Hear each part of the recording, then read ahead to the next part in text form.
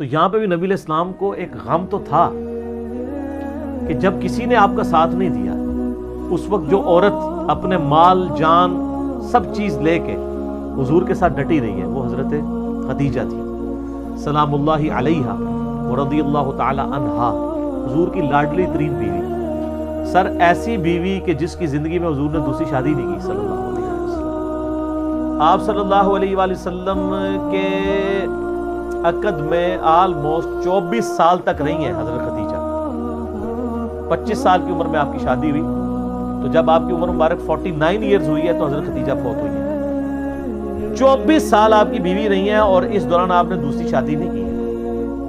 یہ آپ کی جتنی بعد والی شادیاں ان کی وفات کے بعد ہے، اتنی محبت تھی، دوسری شادی نہیں کی۔ کہ یہ غم بھی جو کہ جواز کی حد تک ہے، میں یعنی سوکن والی امتحان میں نہیں ڈال سکتا، کیونکہ حضرت خدیجہ سے حضور کی محبت ہی بہت زیادہ تھی۔ اور حضور صلی اللہ علیہ وسلم کی زندگی میں یہ 49th year of his life وہ غم کا سال تھا کہ وہ دونوں ہستیاں جو حضور صلی اللہ علیہ وسلم کی سپورٹ میں کھڑی ہوئی تھی، ایک ہی سال دونوں کا انتقال ہو گیا۔ اسی لیے اسے کہا جاتا ہے عام الحزن، غم کا سال۔ تو وہ تو غم تو ختم نہیں ہو سکتا۔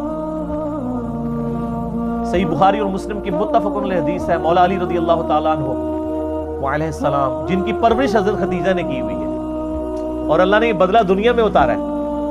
ابو طالب نے پرورش کی نبی علیہ السلام کی، ابو طالب کے بیٹے علی بن ابی طالب کی پرورش نبی علیہ السلام نے کی۔ تو ابو طالب نے نبی علیہ السلام کی پرورش کی اور نبی علیہ السلام نے ان کے بیٹے کی پرورش کی، اور حضرت خدیجہ جو ہے حضرت علی کے لیے ماں کی طرح تھی، اور بعد میں خوش نصیبی کہ انہی کی بیٹی کے ساتھ نکاح بھی ہو گیا سیدہ فاطمہ کے ساتھ۔ تو صحیح بخاری اور مسلم متفق علیہ حدیث ہے، بخاری مسلم دونوں میں ہے۔ سیدنا علی کہتے ہیں کہ میں نے نبی علیہ السلام سے خود سنا تھا کہ اگلی امتوں میں سارے جہان والوں پر فضیلت اللہ نے دی تھی مریم بنت عمران کو، حضرت عیسیٰ کی والدہ کو، اور اس زمانے میں سب جہان والی عورتوں پر فضیلت دی ہے خدیجہ کو۔ حضرت خدیجہ والی فضیلت کسی بھی نبی علیہ السلام کی بیوی کو حاصل نہیں ہے، حتیٰ کہ سب سے لاڈلی بیوی سے ہی آپ سن لیں، بخاری مسلم دونوں میں آتا ہے، سیدہ عائشہ کہتی ہیں کہ میں حضور کی بیویوں میں سے کسی پہ اتنا حسد نہیں کرتی تھی، رشک اردو میں کہہ لیں، جتنا خدیجہ پہ،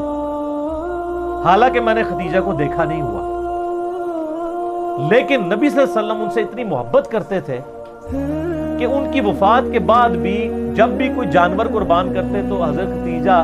کی سہیلیوں کو بھی گوشت گفٹ کے طور پہ بھیجا کرتے، بعد میں حسن سلوک حضرت خدیجہ کی سہیلیوں کے ساتھ۔ اور میں کہتی تھی یا رسول اللہ آپ خدیجہ کے ساتھ اتنا کرتے ہیں گویا خدیجہ جیسی کوئی عورت ہی نہیں ہے، تو آپ نے فرمایا ہاں خدیجہ جیسی کوئی نہیں ہے،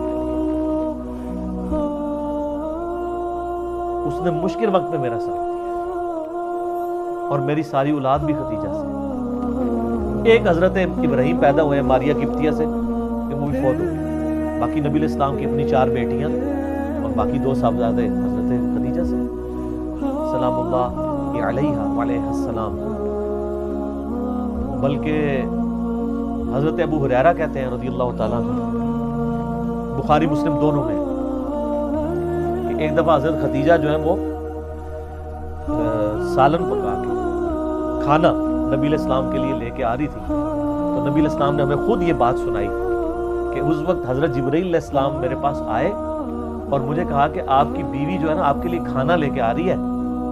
اور اس بیوی سے آپ نے کہنا ہے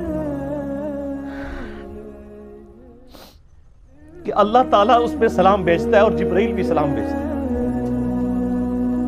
سر آپ امیجن کر سکتے ہیں کسی شخص کو یہ بتایا جائے کہ اللہ تعالیٰ نے آپ کی طرف سلام بھیجا ہے، آپ تو جناب بزرگوں کے سلام کے لیے ترس رہے ہوتے ہیں۔